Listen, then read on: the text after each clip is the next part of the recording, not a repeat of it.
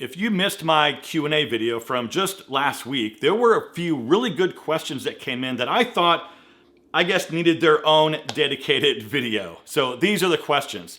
Not only these though, but this question also came in as a comment to one of my videos on YouTube. So let me read it for you and then we'll dive in and cover some ground today. I'll skip the first little bit. You can pause the video and read the whole thing, but I'm gonna pick up about halfway through the first paragraph. For example, I might go into the express store and try on some pants to get the correct size. If I like the color, I might buy the pants. If not, I'll jot down the style and order the color that I want online. The challenge comes in matching the shirt. If I buy the pants in the store, I can look for the matching shirt. But if I'm buying the pants online, then I end up having to buy the shirts later.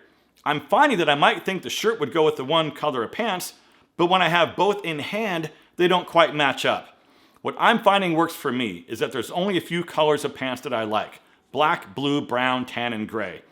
I look for shirts that match one or two of those pants. How do you go about buying and matching your clothes? Okay, all of these are really good questions, and I actually do things pretty similar to Mitch in the last comment. I generally know what colors look good on me and what I have in my closet, and I know what I need, and I know a few things that I want.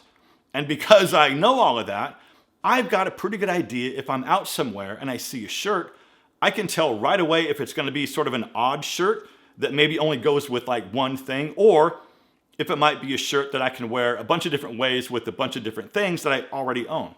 But first and foremost, understanding color theory is basically that foundation that helps you coordinate your outfits. Color theory teaches us a lot more than just color, right? It also involves different hues, shades, and tones. And all of that helps me make decisions when I'm out shopping or just combining different items. Now, there's also the concept of complementary colors, analogous colors, and monochromatic colors. Okay, for example, complementary colors. Those are the ones that sit opposite each other on the color wheel. And that makes for a really visually striking outfit. But on the other hand, analogous colors, those are the ones that sit adjacent to each other on the color wheel. That can give us a more subtle and subdued look. Okay, so building on top of that, I think it's important to establish some sort of a cohesive color palette for your wardrobe, right? This means selecting a few of those base colors that complement each other, because that makes mixing and matching everything you have super simple. Also keep in mind that neutral colors like white, black, navy, and gray, those are all really versatile staples that look good on lots of different skin tones, and those are gonna be kind of your wardrobe backbone.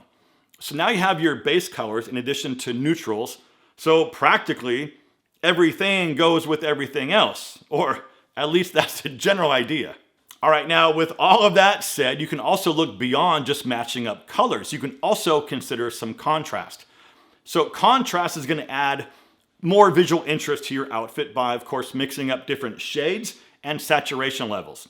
For example, let's say pairing up a light colored pair of pants with a dark colored shirt. Now that's a pleasing contrast that draws the eye to you.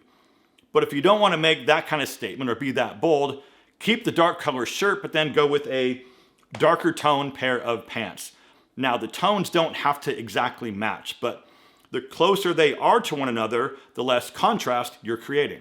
Now, one step beyond that is mastering the art of mixing patterns. Now, this one can get a little tricky because you need to be careful to avoid clashing or competing patterns and designs. The main rule that I like to follow is this: vary the size and scale of those patterns. For example, pairing up a small checkered shirt with a larger checkered or window pane blazer or sports jacket, that makes a nice balanced look that, once again, is visually appealing. Now look, I'm not over here trying to say that I'm perfect and every single thing in my closet goes with every single other item, because that's just not the case. In about a month or so, when spring hits, I'm gonna be doing a spring clean of my entire closet. I try to do this a couple times a year, and I'm sure I'll be making a video about it coming up very soon. And honestly, I'm probably wearing maybe 60 to 70% of everything that I own. I would like to get that a lot closer to like 80 to 90%. Now, shoes are a bit of a wild card for me because I own a lot of shoes, and once again, I'm probably wearing 50 to 60% of the shoes that I have. Also keep in mind, I'm in this weird position where people send me stuff for video promotions, and I feel like I have to hang on to a lot of those things. But really, I wear 3 types of shoes, right? I wear sneakers, boots, and loafers. I'm not wearing dress shoes as much as I used to these days, but every so often, right? If I'm gonna go out somewhere nice, I will absolutely put on a nice pair of Oxfords. Now, my go-to pair of sneakers are, of course, white, right? My go-to pair of boots is either gonna be a brown suede chukka boot or some type of suede Chelsea boot. Now, the loafers that I'm wearing are these brown ones, and they were pretty inexpensive from Nordstrom Rack. Now, a nicer pair of brown loafers is definitely on my shopping list for some time in the future. And the thing is, though, every single one of these shoe options goes with almost or most of what I wear most often, which is jeans and chinos. But yes, if I'm going somewhere nice and I want to wear a pair of dress pants, that's when I'm going to reach for a nice pair of Oxford dress shoes. Now, I know this video is probably going to be a little bit shorter than normal, but I wanted to address these specific questions sooner rather than later.